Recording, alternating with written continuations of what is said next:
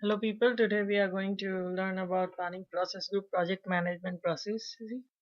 Perform quantitative risk analysis. Perform quantitative risk analysis is the process of numerically analyzing the effect of identified risk and overall project objective. The key benefit of this process is that it produces quantitative risk information to support decision making in order to reduce project uncertainty. The inputs involved are risk management plan, cost management plan, schedule management plan, risk register, enterprise environmental factor, and organizational process asset. The tools and techniques are data gathering and representation techniques, quantitative risk analysis and modeling techniques, and expert judgment. And the output is project document updates. So first input is risk management plan, which provides guidelines, methods, and tools to be used in quantitative risk analysis. The second input is schedule management plan, which provides guideline on establishing and managing risk reserves. The third is risk register, that is used as a reference point for performing quantitative risk analysis. The next input is enterprise environmental factor that may provide insight and context to the risk analysis. Industry studies of similar projects by risk specialists and risk databases that may be available from industry or proprietary sources. The organizational process asset that can influence perform quantitative risk analysis process include information from prior and similar completed projects. Let's see the tools and techniques involved. So the first tools and techniques is data gathering and representation technique, under which the first thing is interviewing. Interviewing techniques draw on experience and historical data to quantify the probability and impact of risks on project objectives. The information needed depends upon the type of probability distribution that will be used. For instance, information would be gathered on the optimistic, that is low, and pessimistic, that is high, and most likely scenario for some commonly used distribution. Here is the example. This is the WBS element, that is work breakdown structure elements: design, build, test, and total project. These are the cost estimate.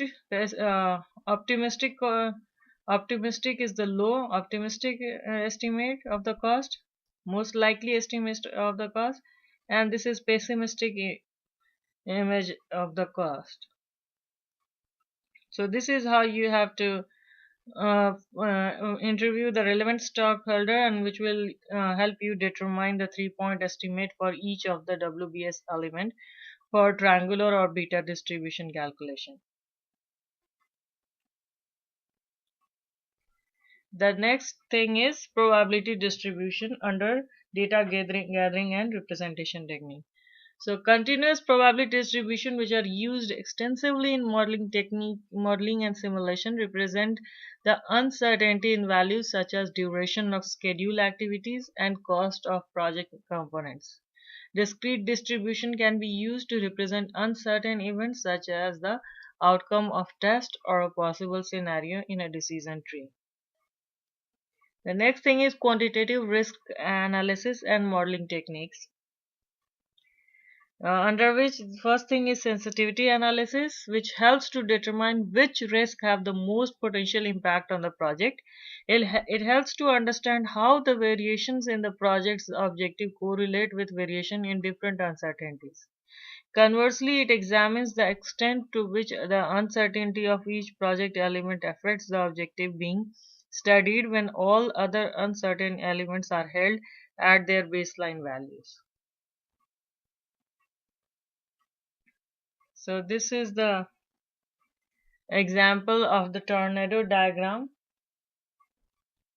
It looks like a tornado, like here. If you draw a line from here to here, it's kind of shape of tornado. These are here are the threats and opportunities. Threats are going in the negative and opportunity is going in positive. Negative impact and positive impact. of the risk. 7. All the risks, it has been identified what are the risks and what are the opportunity. And here we can say that for risk 6 there are almost same negative impact as positive. And here you can see for risk 3 there is very little negative impact and more positive impact, and similarly for other. So the next is our next thing under the quantitative risk analysis and modeling technique is EMV analysis, also known as expected monetary value analysis. It calculates average outcome when future includes scenarios that may or may not happen. Opportunities are expressed as positive values and threats are as negative values, and is commonly used in decision tree analysis, which is here. Here we can see that when there is a strong demand, the revenue comes out to be $200 million, and there is weak demand, the revenue is $90 million.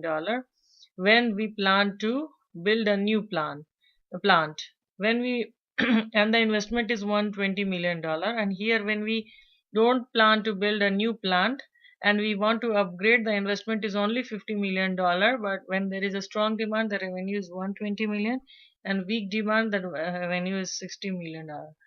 So for calculating which one should we opt, whether we should build a new plant or we should upgrade a new plant, we should look at this calculation.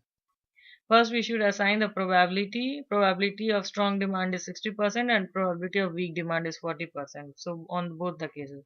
So here we can see that for 200 million is the investment, and 200 million is the revenue, and 120 is the investment. So 200 minus 120 gets 80 million from strong demand for building a new plant, and for building a new plant, for weak demand we find that it's 90 minus 120. 90 million is the revenue and 120 is the investment, so the value is minus 30 million. So if this is 60% and 40% probability, so based on the expected monetary value calculation, we will calculate the expected value using probability, using the multiplying the probability and the value earned. So we get the 36 million for building a new plant monetary gain. Here in this case, when we want to upgrade to a new plant, we will calculate the value earned, revenue minus cost, 120 million minus 50 million, which is here. We will get 70 million for strong demand. For weak demand it's 60 million minus 50 million. 60 million revenue minus 50 million cost, we get 10 million. Now based on the probability we will calculate the final value, which is 46 million. So here we can see that when we build a new plant, the earned value is 36 million, where here it is 46 million when we upgrade to a new plant. So based on this decision tree, our decision is to go by upgrading the plant because we are earning more, which is 46 million. So earned monetary value is more when we upgrade the new plant. So this is how we can use the decision tree analysis to calculate which path to follow. The next tool and technique is modeling and simulation. A project simulation uses model that translates the specified detailed uncertainties of the project into the potential impact on the project objective. Simulations are typically performed using the Monte Carlo technique. In simulation, the project model is computed many times or iterated with the inputs value example cost estimates or activity duration chosen at random for each iteration from the probability distribution of these variables. A histogram example, total cost or completion date is calculated from the iteration. For a cost risk analysis, a simulation uses cost estimates. For a schedule risk analysis, the schedule network diagram and duration estimates are used. The output is project documents, and the documents which are updated are probabilistic analysis of the project, probability of achieving cost and time objectives, and prioritized list of quantified risk and trend in quantitative risk analysis results. So let's see the input or the outputs one by one. The first thing is probabilistic analysis of the project, which means it estimates are made of potential project schedule and cost outcomes, listing the possible completion dates and cost with their associated confidence level. This output is often expressed as cumulative frequency distribution and is used with stakeholder risk tolerance to permit quantification of cost and time contingency reserves. Such contingency reserves are needed to bring the risk of overrunning stated project objective to a level acceptable to the organization. The next output is probability of achieving cost and time objectives.